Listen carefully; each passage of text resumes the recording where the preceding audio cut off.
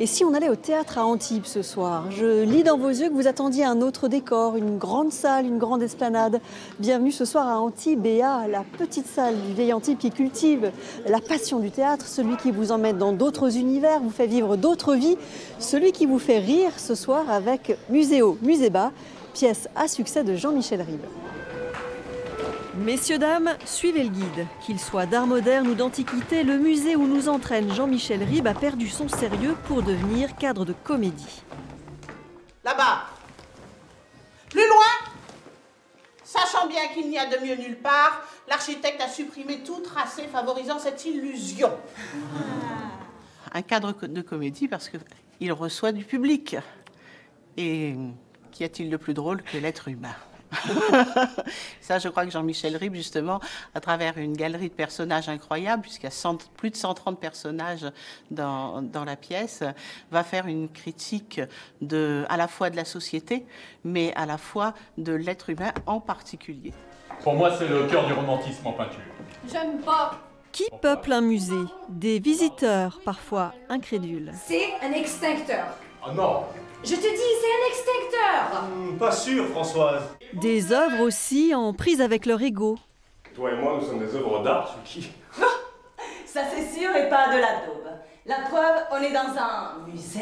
Et que les œuvres d'art doivent parler de la société. Des gardiens encore, victimes du blues du chef-d'œuvre. Et tu crois que je peux me contenter d'un coucher de soleil qui est pas peint par Turner, hein? Alors je suis comme Boucher. Je suis fatigué. Ah, Mosque. Mon cher ministre. Que ce soit au théâtre ou au cinéma, depuis 20 ans, cette galerie de portraits a mobilisé des dizaines de comédiens de talent pour donner vie à 130 personnages. Même un ticket de métro joliment plié, ça m'émeut. Il serait pas temps que t'envisages ta retraite, Alain? C'est donc un défi colossal qu'ont relevé les comédiens amateurs de la compagnie Antibéa. Ils ne sont que 16 à se relayer sur place, devenus des pros du changement de costume express. Voilà. On a beaucoup de personnages et il faut les inventer. Donc déjà, je crois que c'est déjà un peu plus... Ouais, pour moi, c'était un petit peu plus compliqué au démarrage. Mais c'est amusant au final. Ah, mais c'est amusant, mais on s'amuse beaucoup. C'est un comique de mots, c'est aussi peut-être aussi un comique de gestes. Après, il faut essayer de trouver le bon dosage. Du comique et de l'esthétique, lorsqu'au détour d'un accrochage qui tourne mal, se dessine une piéta. Tout en nous faisant rire, la pièce nous renvoie à nos propres travers. Un musée est-il un espace de liberté ou une prison pour dingue? C'est au public de répondre.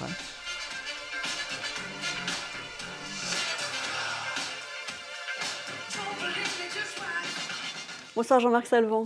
Bonsoir. Jusqu'au 26 janvier, vous nous offrez du divertissement pur avec ce texte de Jean-Michel Ribes. Après, ce sera du grand classique, Molière. Quelle est la logique de tout ça? Je dirais en fait ce qui nous intéresse à Antibéa, c'est le verbe, c'est-à-dire les textes. En fait, et qu'ils soient classiques ou qu'ils soient modernes, ce qui va nous intéresser en fait, c'est de les adapter d'une manière contemporaine pour que le public puisse les écouter, les apprécier. Et c'est ce qu'on essaie de faire comme travail ici. Et puis surtout, la compagnie maintenant a 6 metteurs en scène.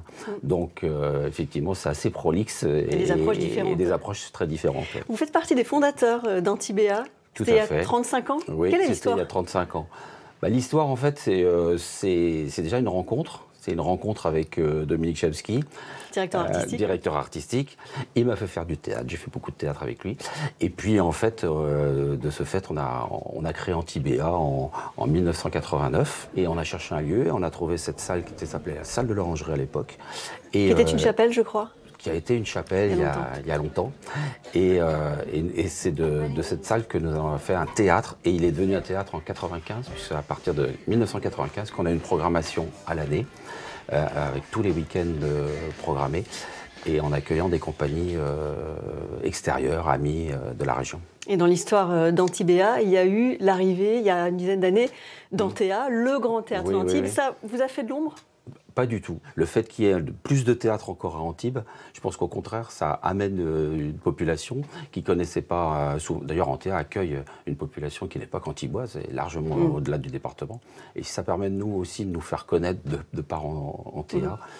C'est formidable aussi. Donc non, je pense que ça a été même plutôt un atout, quoi. Et si on vient voir des pièces, mais on vient aussi partager, vous avez cet esprit de partage du théâtre. Oui, d'ailleurs, regardez, on est autour d'un bar. On est autour d'un bar, c'est pour partager, puisqu'en fait, après chaque pièce, les spectateurs peuvent rester et partager avec les comédiens leurs impressions, etc. Et c'est ce que vraiment on recherche ici. Et il y a des cours de théâtre aussi pour les grands. Alors, il y a aussi de la formation, des cours de théâtre aussi qui ont des enfants jusqu'aux adultes.